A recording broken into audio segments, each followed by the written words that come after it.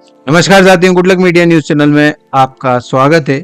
मध्य प्रदेश के मुख्यमंत्री डॉक्टर मोहन यादव के द्वारा आज मध्य प्रदेश विज्ञान एवं प्रौद्योगिक परिषद के मुख्य सभागृह में मध्य प्रदेश स्थापना दिवस के अवसर पर ड्रोन तकनीकी कार्यशाला एवं एक्सप्रो 2025 का शुभारंभ किया। क्या कहा मीडिया से चर्चा के दौरान मध्य प्रदेश के मुख्यमंत्री डॉक्टर मोहन यादव ने, चलिए हम आपको सुनाते हैं।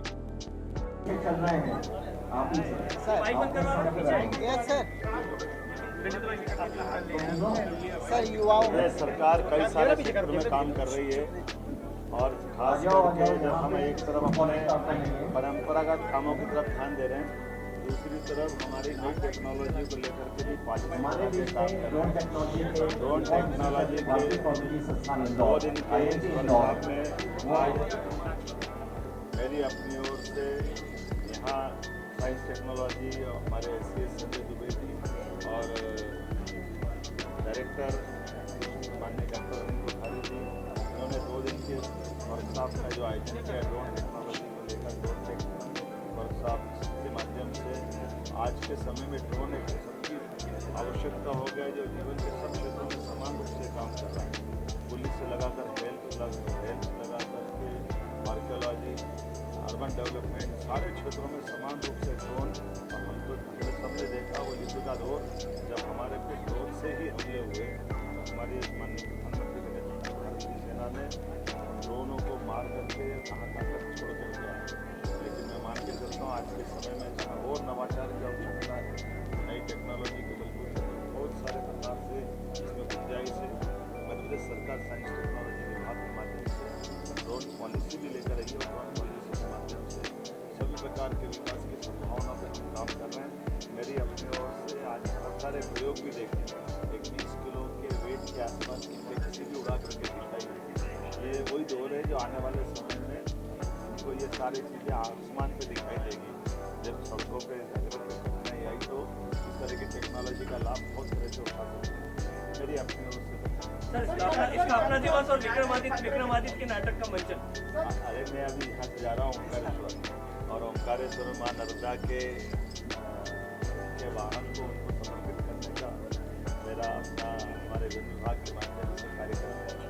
मैं मामले में हमारे खास करके सभी प्रकार के विद्वानों का भी धन्यवाद अदा करना चाहूँगा, जिनके कारण से हमने कई सारे क्षेत्रों में समान रूप से काम कर रहे हैं।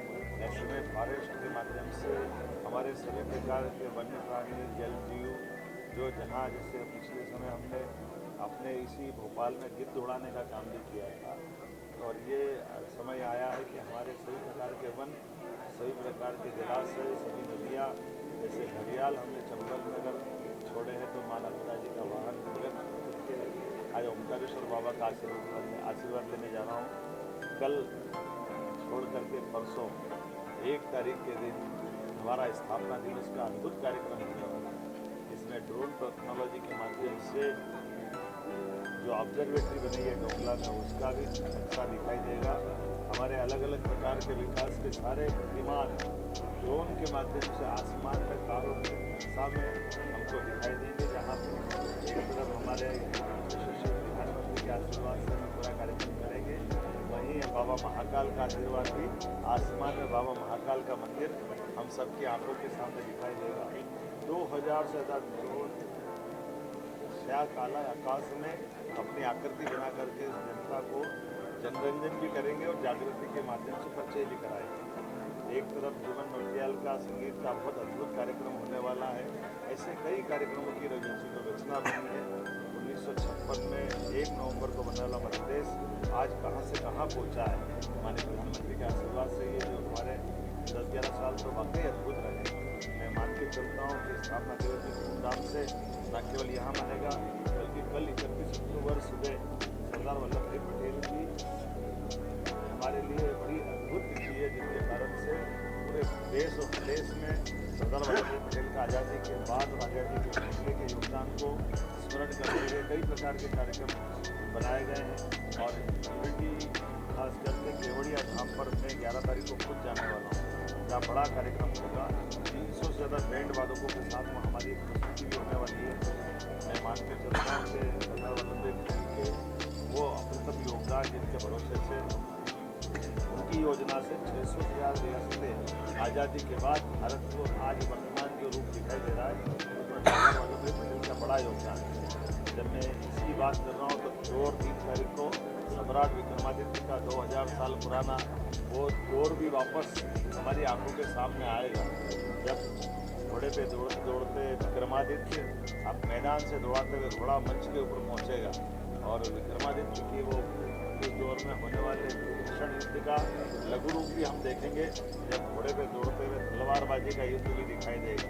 हाथी घोड़े ऊंट पालकी के साथ रथ के साथ निकलने वाले वैभवपूर्ण उस दौर का भी गौरवशाली पक्ष भी दिखाई देगा, जब विक्रमादित्य राज्यरोहण करते दिखाई देंगे। और विक्रमादित्य के साथ बेताल की जो कहानियाँ जुड़ी हुई, विक्रमादित्य और बेताल, विक्रमादित्य और सिंहासन बत्ती थी, विक्रमादित्य और न्यायप्रियता, विक्रमादित्य और दानशीलता, ऐसे कई नाटकों को जोड़ करके वाकई अद्भुत नाटक बना है।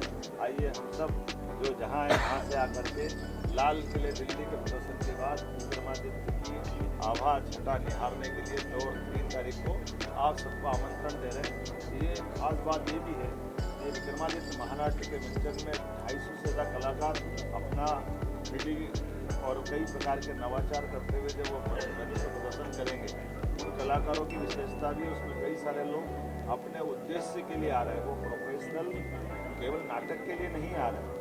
डॉक्टर, वकील, इंजीनियर, सब प्रकार के लोग तो विक्रमादित्य के जीवन को सबके सामने लाने के लिए डिवोशन के समर्पण के आधार पर वो अपनी भूमिका अदा करेंगे। आइए हम सब इस पूरे आयोजन का आनंद लें। मेरी अपनी ओर से आप सबको बधाई।